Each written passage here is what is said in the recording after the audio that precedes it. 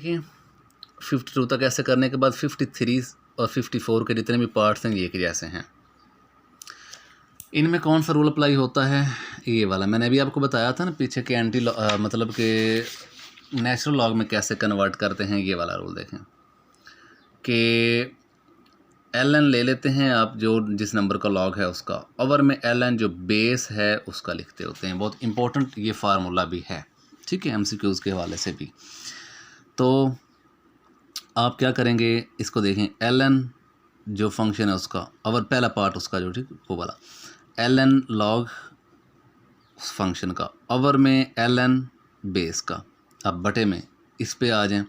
अब यहाँ पे भी ln लॉग आप लें जो भी नंबर है x है उसका, ओवर में ln लॉग ले लें जो बेस है पड़ी हुई उसका, ठीक है। अब ये बटे का बटा उल्टा और नीचे ln x ओवर 3 है, ऊपर आकर ln 3 ओवर x हो जाएगा। ln x से कट जाएगा, ln 3 और नीचे ln 2 बच जाएगा आपके पास आन। या उनकी कैलकुलेशन आप कैलकुलेटर से लाओ, इसकी निकालें वो ये आती है, इसकी निकालें आती तो वो, ठीक है। इस तरह आप ये क्वेश्चन निकाल लीजिएगा, बड़ी ईजी क्वेश्चन है, परेशान नहीं होना। अच्छा जी, लास्ट वाला बस अब आपको मैं ये बता के ये लेक्चर में वाइंड अप करने लगा हूँ।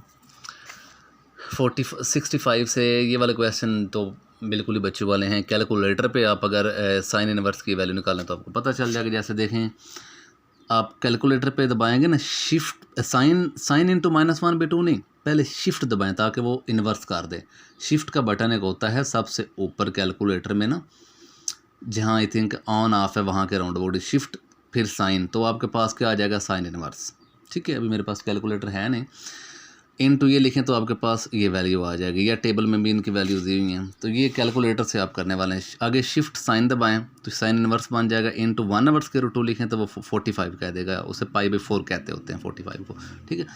ये चेक कर लीजिएगा, सारे कैलकुलेटर से करने वाले हैं, वो आपको आंसर दे देगा। जैसे या 67 वाला मैं आपको बता दूं, क्योंकि उसमें लिखा हुआ आर्क। बच्चों आर्क का मतलब भी होता है इन्वर्स, आर्क कॉज का मतलब है कि कॉज का इन्वर्स। तो शिफ्ट दबा के कॉज दबाएं तो वो कॉज इन्वर्स बन जाएगा, इनटू लिखें -1 ब्रैकेट के अंदर, तो वो आपको आंसर दे देगा कि उसका है पाई या मतलब 180 वो एक होता है। इंपॉर्टेंट है कि कॉज इन्वर्स जो होता है, कॉज -1 जो होता है वो पाई पे होता है, याद रखेंगे ये भी चीज़, ठीक है। अच्छा बच्चों, अब ये आपका जो है ना सिलेबस ऑलमोस्ट इतना ही था, चीज़ें मैं आपको बता दी हैं। इसके पहले यही कुछ आपको करवाना था। हाँ, एक चीज़ थी जो मैंने आप पे छोड़ी थी, असाइनमेंट आपको दे दी थी, वो था पीरियड वाले क्वेश्चन, ठीक है। वो पीरियड वाले जो क्वेश्चन हैं वो आपको पता होना चाहिए। वो आप फर्स्ट ईयर से भी कर लीजिएगा, पता नहीं कहाँ पे हैं हम।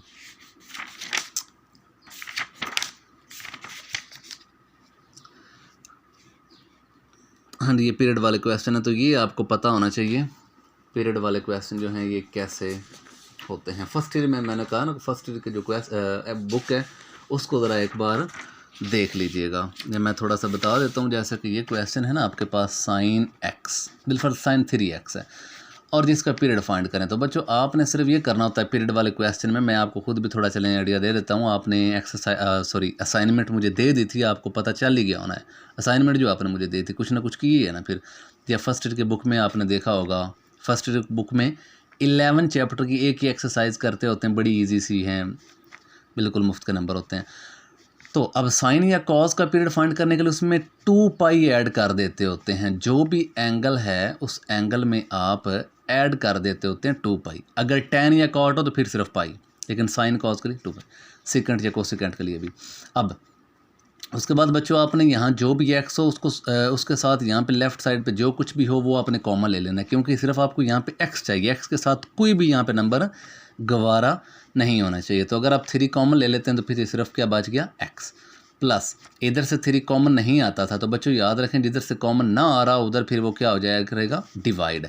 तो ये आपके पास आंसर है 2π/3 इज़ दी पीरियड। ठीक हो गया, दोबारा बता देता हूँ, जो भी एंगल है उसमें ऐड करें 2π, फिर ये एक्स के साथ एक्स को आज़ाद करें, उसके साथ लेफ्ट साइड पे जो भी कोएफिशिएंट है वो कॉमन लें। अगर ना हो तो फिर तो जान छूटी, अगर कोई हो कॉमन यहाँ पे नंबर तो उसको कॉमन ले लें। इधर कॉमन लिए, इधर सिर्फ एक्स बच गए। इधर से देखें अब 3 कॉमन नहीं आ रहा था ना, इधर से 3 कॉमन आ रहा था, 3 बाहर निकाला तो सिर्फ 1 बच गया। 1 नहीं लिखते होते। इधर 3 था ही नहीं, तो 3 फिर बटे में चला जाएगा उसके, और ये आपके पास आंसर है। और बच्चों अगर बटे में होता इधर, तो उधर फिर मल्टीप्लाई हो जाना था ऊपर, ठीक है, तो वो आपके पास आंसर है। जैसे अगर यहाँ पे 1/3 ऐसे होता ना, तो फिर 1/3 कॉमन लिया तो उधर फिर वो 3 मल्टीप्लाई हो जाना था 2 के साथ, ठीक है। तो ये आप देख लीजिएगा मज़ीद, पीरियड के क्वेश्चन भी, पीरियड की डेफिनेशन भी देख लीजिएगा। पीरियड की डेफिनेशन तो मैंने आपको बताई थी ऑलमोस्ट यहाँ पे भी, कि वो पी ऐसा नंबर होता है जिसमें भी ऐड होता है वही आंसर आपको f(x) ही दे देता है, तो वो पी जो होता है वो पीरियड होता है। नहीं बच्चों, ख्याल रखिएगा अपना। अल्लाह हाफिज़।